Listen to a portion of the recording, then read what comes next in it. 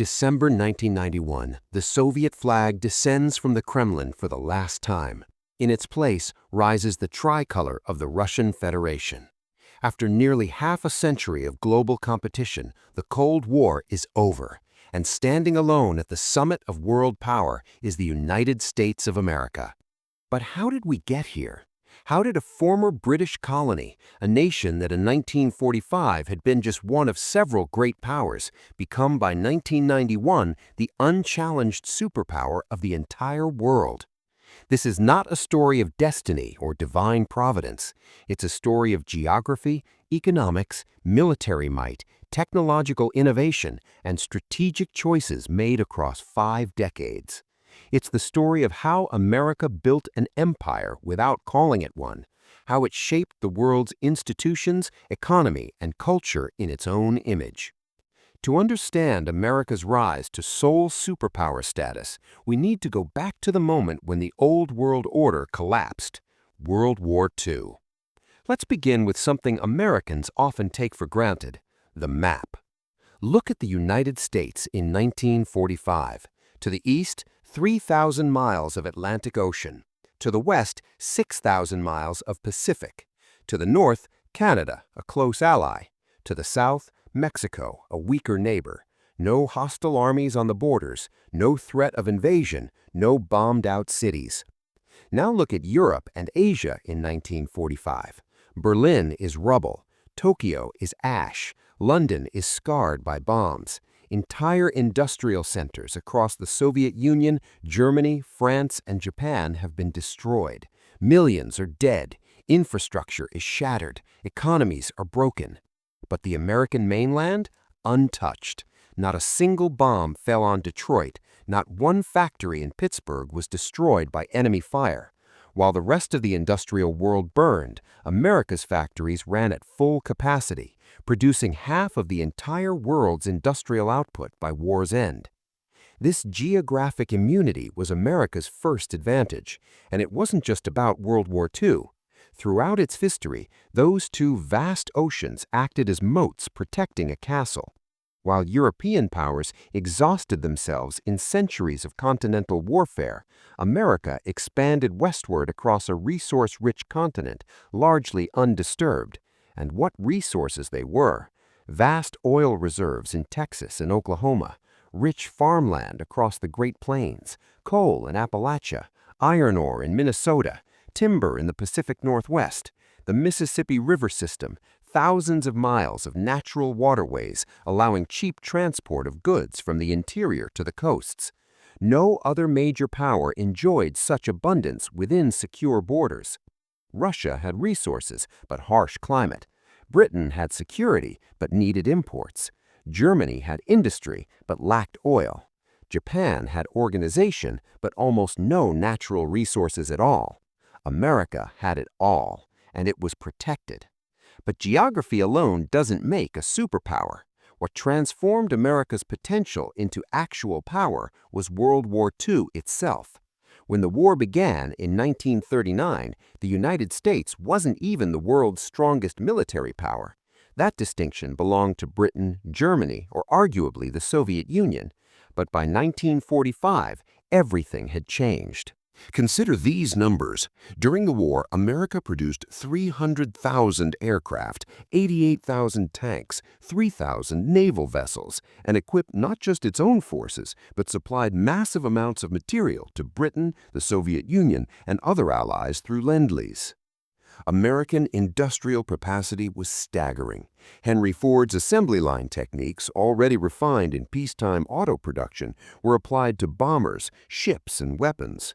Women entered factories by the millions. Production ran 24 hours a day. The American economy didn't just support the war effort, it thrived on it.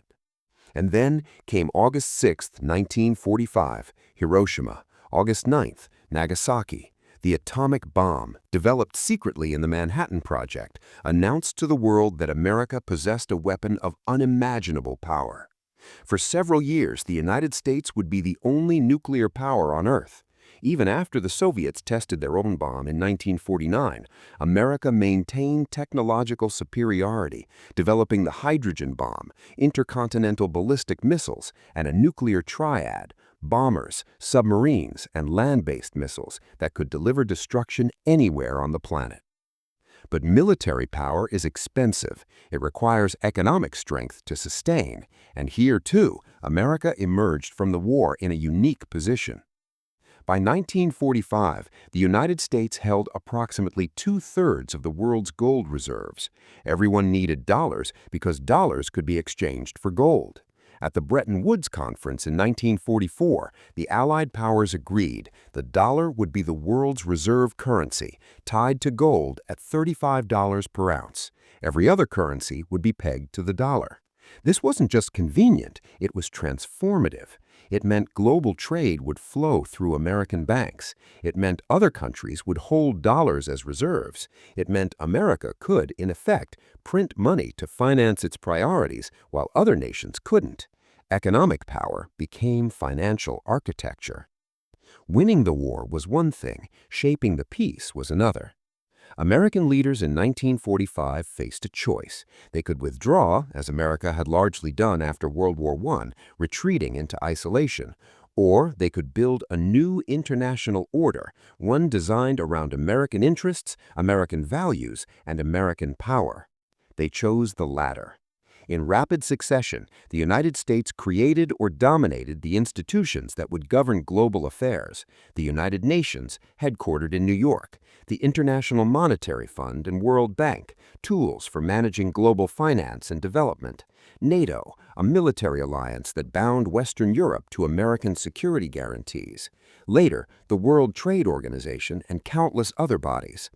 These weren't neutral institutions. They reflected American priorities: free markets, property rights, democratic governance, and containment of Soviet communism. Nations that joined these institutions played by American rules. But American strategy wasn't purely self-interested. It was enlightened self-interest.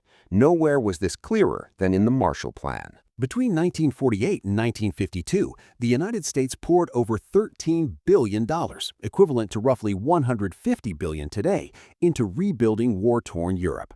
American aid rebuilt factories, roads, bridges. It stabilized currencies. It prevented economic collapse that might have driven desperate Europeans toward communism.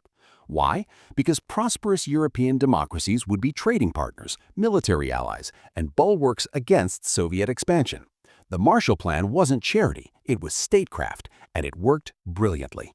Western Europe recovered, became wealthy, and tied itself economically and militarily to the United States for generations. Meanwhile, America built something unprecedented: a global military presence. Bases in Germany, Japan, South Korea, the Philippines, Turkey, Italy, Britain. By the 1950s, American forces were permanently stationed on every continent except Antarctica. The U.S. Navy patrolled the world's oceans. The Strategic Air Command kept nuclear bombers in the air 24 hours a day. This cost billions annually, but it gave America something no empire in history had possessed: the ability to project power anywhere on Earth within hours. Yet America wasn't alone at the summit. There was a rival: the Soviet Union. On paper, the USSR looked formidable. It had the world's largest army. It controlled Eastern Europe. It had nuclear weapons. It launched the first satellite, Sputnik, in 1957, shocking Americans.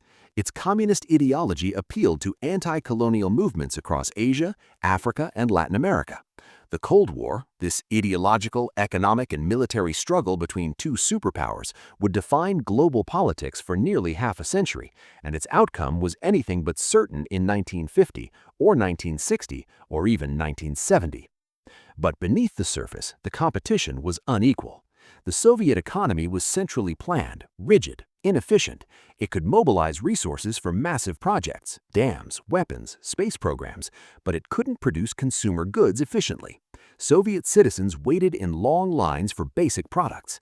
Innovation stagnated under bureaucratic control. Technology lagged, especially in computers, telecommunications, and later information technology. The American economy, meanwhile, boomed. The 1950s and 60s saw rising living standards, suburban expansion, the interstate highway system, mass automobile ownership, television in every home. American corporations, IBM, General Electric, Ford, Boeing, dominated global markets. American brands became global symbols: Coca-Cola, Levi's, McDonald's. This wasn't just about wealth, it was ideological warfare. Soviet propaganda promised workers' paradise. America delivered middle-class prosperity. The contrast was stark and visible. When people escaped to cross borders during the Cold War, they fled from the communist East to the capitalist West, not the reverse. American technological superiority compounded Soviet problems. NASA landed men on the moon in 1969, a triumph of engineering, computing, and national will. Silicon Valley emerged in the 1970s and 80s, birthing the personal computer revolution. The Internet, originally a Defense Department project, began transforming communication. By the 1980s, the gap was widening. The Soviet Union tried to keep pace. It couldn't. The arms race drained its economy. The Afghanistan invasion became a quagmire. Mikhail Gorbachev's reforms, glasnost and perestroika, intended to save the system, instead revealed its rot. In 1989, the Berlin Wall fell. In 1991, the Soviet Union dissolved. Not conquered militarily, not invaded, it simply collapsed under the weight of its own contradictions, unable to compete economically or technologically with the West, led by the United States. And so, as 1991 ended, America stood alone. No rival possessed comparable military power. Russia was weak, impoverished, chaotic. China was still developing, its economy a fraction of America's. Europe was wealthy but lacked political unity or military strength to challenge American leadership. Japan was economically strong but constitutionally constrained and dependent on American security guarantees. America's military reach was unmatched. Carrier battle groups patrolled every ocean, bases dotted the globe. NATO, now without its original enemy, expanded eastward. The Persian Gulf War in 1991 demonstrated American precision military technology, smart bombs, stealth aircraft, satellite-guided systems, shocking the world with a swift, overwhelming victory.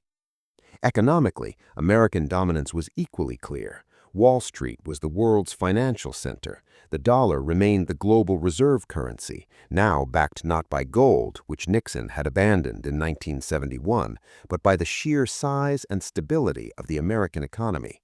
Global trade depended on dollars. Oil, the world's most critical commodity, was priced in dollars, creating the petrodollar system that reinforced American financial power. Technologically, no nation came close. Microsoft, Apple, Intel, and countless other American companies led the digital revolution. American universities, Harvard, MIT, Stanford, Berkeley, attracted the world's best minds. Nobel Prizes flowed to American scientists. Defense spending drove innovation in aerospace, materials science, communications. And then there was culture, soft power. Hollywood films played in theaters worldwide. American music dominated global airwaves. English became the international language of business, science, and diplomacy. McDonald's and Starbucks opened in Moscow and Beijing. American values, individual freedom, democracy, entrepreneurship, were exported through media, education, and commerce. This was hegemony, though Americans rarely called it that. It was leadership, partnership, the international community. But make no mistake, the rules were American rules. The institutions were American designed. The currency was the dollar. The military umbrella was American. The cultural models were American. So how did the United States become the sole superpower? It started with geography, oceans that protected, resources that enriched. It was forged in World War II, emerging strong while rivals lay devastated. It was constructed through strategic vision, building institutions, alliances, and economic systems that served American interests while benefiting partners. It was sustained through technological innovation, economic dynamism, and military investment. It was won through ideological competition, where capitalism's prosperity ultimately defeated communism's promises. And by 1991, it was complete. One superpower, unchallenged economically, militarily, technologically, and culturally. This unipolar moment, as scholars called it, wouldn't last forever. China would rise, Russia would reassert itself, new challenges would emerge. But for that brief window at the end of the 20th century, American power was unprecedented in human history. Not an empire in the traditional sense, no American emperor sat on a throne, but an empire nonetheless, of bases and alliances, of trade and finance, of culture and technology. An empire built not just on force, but on institutions, ideas, and the promise of prosperity. The United States had become what no nation had been before, a truly global superpower. And the world it shaped, for better and worse, remains the world we inhabit today.